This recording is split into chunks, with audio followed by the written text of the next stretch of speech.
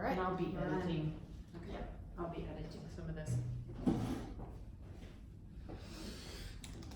Okay, first off, thanks for being my mentor. I really It's my appreciate pleasure. it.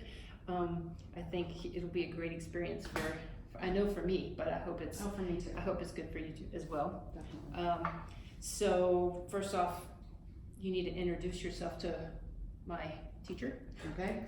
My name is Rosalind Dotterwich, and my role is the Secondary Learning Support Coordinator at AISJ. What that means is that I coordinate the learning support departments in both of the middle school and high school.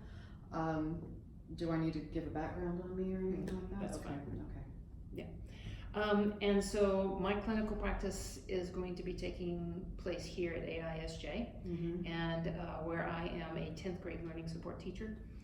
And so I will be teaching one learning support class per day, Mm-hmm. every day.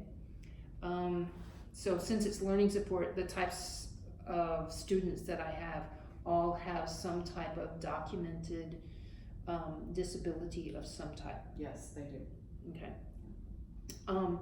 So whether that be, we handle kids with autism, I have kids with ADHD. Mm-hmm. Specific learning disabilities in math and reading. We have students with dyslexia, dyscalculia. We've got some oppositional defiant disorder, generalized anxiety disorder, some depression, a little, kind of a medley, a little bit of everything. Okay, and I will actually have one fully modified student, which means that they do not receive grades. They attend classes and do the coursework that they're able to do, but don't receive grades on their transcripts for these classes. That's right. They basically audit the classes, pass fail. The only way that they can fail is if they do not attend enough classes to receive credit, as per the high school attendance policy. And so their transcript will reflect. It will not have a GPA on it. The classes will say yes, P. This student also has what we call a learning coach. It's akin to a paraprofessional, a one-to-one, to help him. We're pushing him into classes. We're exposing him to 10th grade content, but due to his disability, we know that it's not fair to try and assess him the same as all of the other students in 10th grade. He can't. We know that he's not up to 10th grade standard. But we most certainly want to expose him, and we believe very heavily in inclusion. So he is the type of student that needs exposure to neurotypical students. It helps his socialization in many ways. And so you have one student on your caseload. That's modified. That's modified, yes. and all the others will be heavily accommodated. Yes. But they will be expected to achieve grade level. They will receive grades, etc. Right. So I will try to concentrate on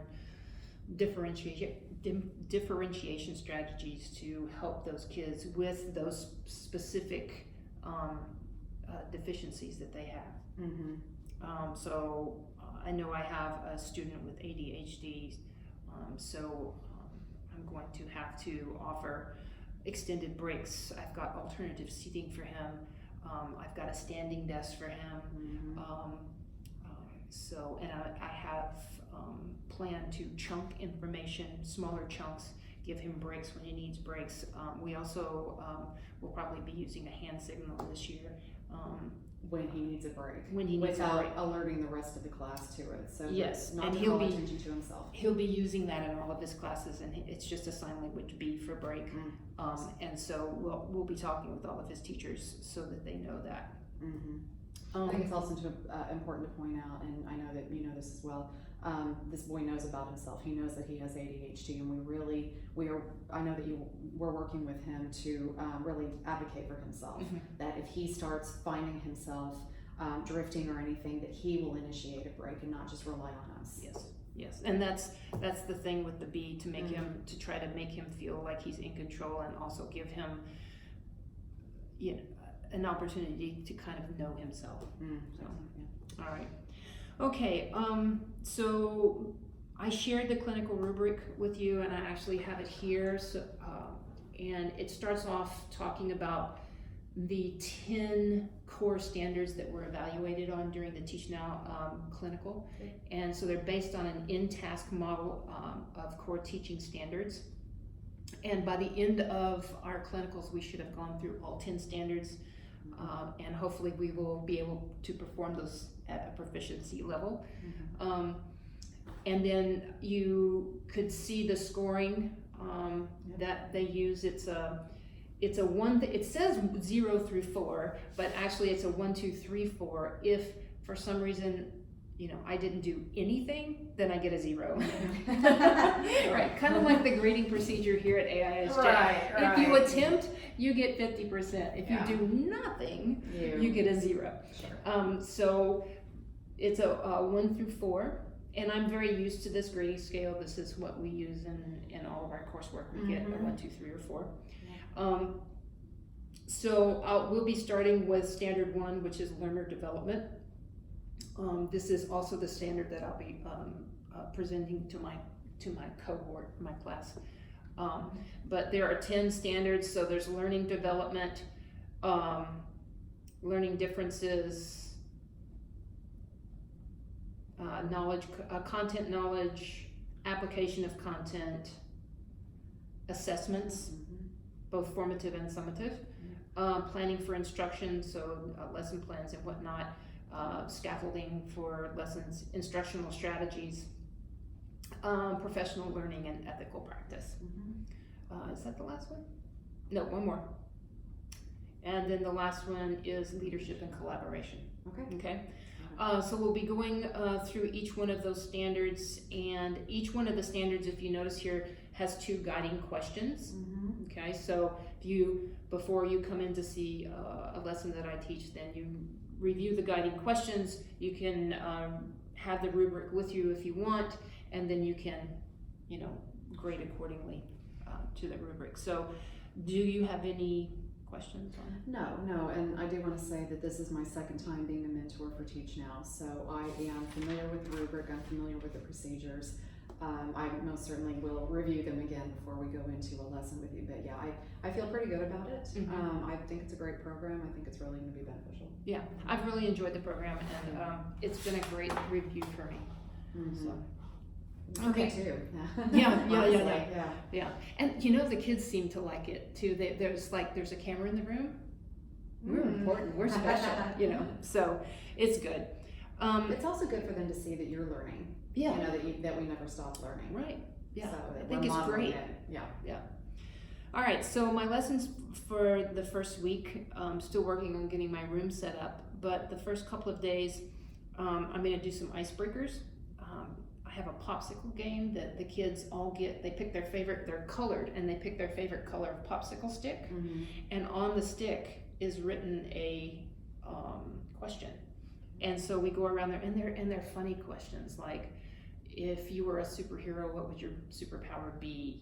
Those kinds of things. And it's just something to help them relax and get back into the swing of the school year, speak to one another, and then there's always discussions that break off of that, because people would go, oh, that's my superpower too, so it's a good thing. Good, nice.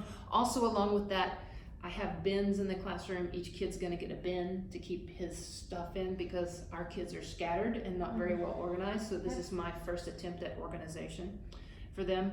And then we'll just do some housekeeping things, list of materials they need, discuss what I have on the front board, because I keep the same thing on the front board every day, a bell ringer, a plan of what we're going to do for the day.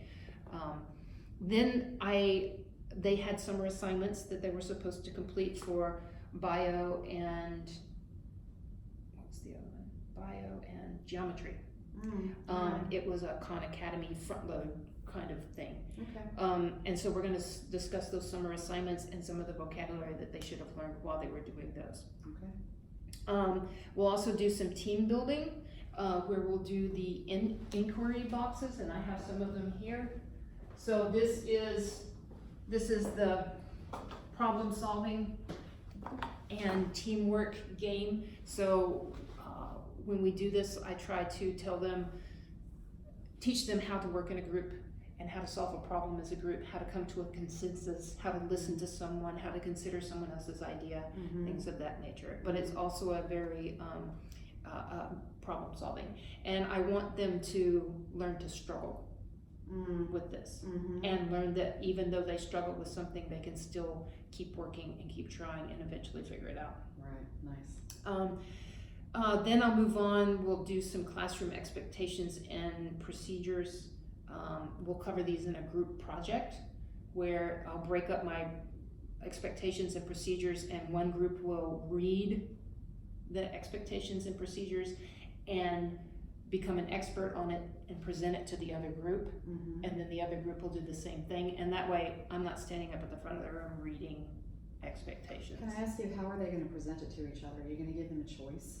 Are they just going to say it, or They're could you gonna- give them the choice to maybe turn it into a skit or Yeah. something like that? Yeah. Or they, Yeah. I just think that giving them options Yeah, might, yeah. you know, Mhm. just say, if this is how I think you could do it, but if you can think of another way, you wanna make up a song, you wanna sing a rap, you wanna do a skit, Mhm. that might liven it up Make a a little poster. bit. Yeah, I mean, Okay. especially if you're talking about procedures, I think, well, we know we've got a couple of actors in that group. Yeah, we do. They might really enjoy that, so Yeah. just throwing that out there. Great, that's a great idea. In fact, I'm gonna write that down. Skit. Fun. Okay, and then another thing that I'm gonna work on this week is word walls. I've been around to the bio teacher and the English teacher for 10th grade. I'm gonna go to the mathematics teacher as well. And I am going to create word walls like I had word walls last year, but word walls for those subjects. Mm. And so the kids, when those words are in their faces all the time, they tend to remember them. I'll come in as a bell ringer and have them and say, let's use this word and this word. You guys give me a sentence, Mm-hmm. okay, or give me 2 sentences using those words, Okay. or we'll play games. But the more that they see those words around them, I think the more that they will start to retain them and think about them and think about their meanings. Have you thought about maybe printing out a couple of pictures? Small pictures, maybe, just especially like with the bio ones. Oh yeah, yeah. You could also have the kids write the word, like maybe you could give the words to the kids, and if any of them are artists, maybe they could Great. draw I do have something some up as artists. well. I just know that it's all, I find it's really beneficial to always try and attach a picture to a word, any way, shape, or form. Usually, you know, if they're bringing them up on Google, if they're doing some sort of Google slide vocab, you know, the word, and then always a picture. Okay, yeah, that's And they great. don't have to be big. I know the word wall is probably gonna take up a lot, but you know, even if it's just something small that they could, you know, they see that word, they see the picture, and maybe the memory attaches That's to a great it. idea.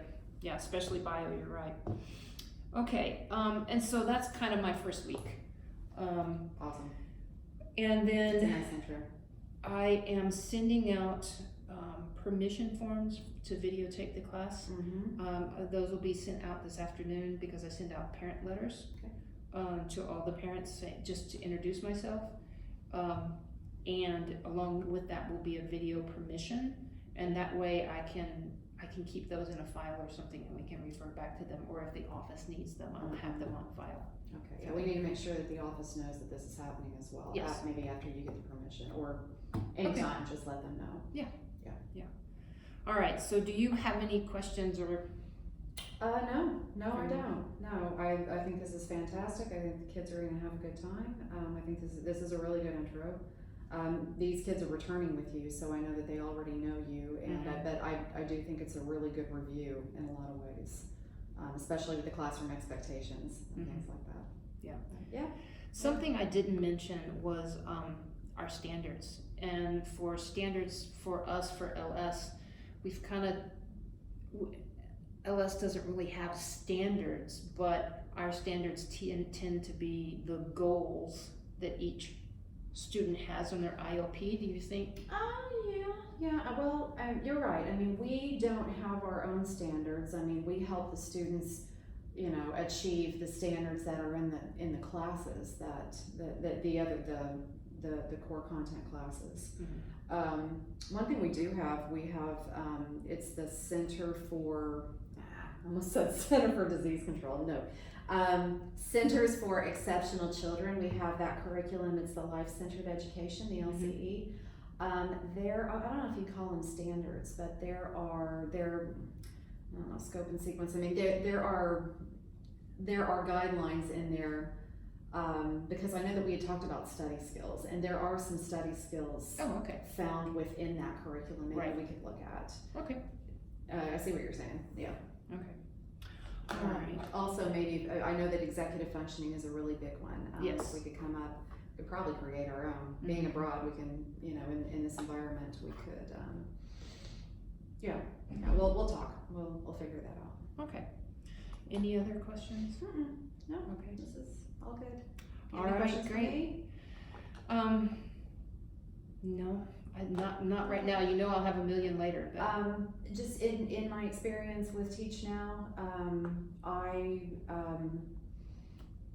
no, it's good. It's good. I guess I will want to be very honest now.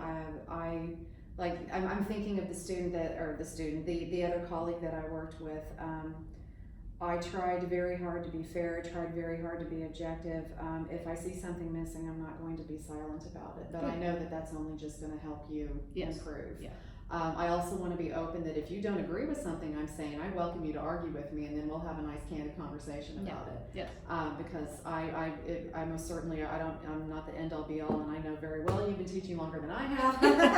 So, I hope that I hope this is a nice, positive, collaborative experience for Yeah. you. Yeah, and I wouldn't be doing this if I didn't want to improve my craft. So I want someone to be very honest with me and tell me what they think. So, But on the same token, I need you to be honest with me as well. Yes. But we're good. We know each other. We'll be good. We'll Okay. get along. all right, very good. And I thank you so much. For Okay, everything. no, thank you. Right. Thank you. All good. How long was that? It's 17 minutes almost.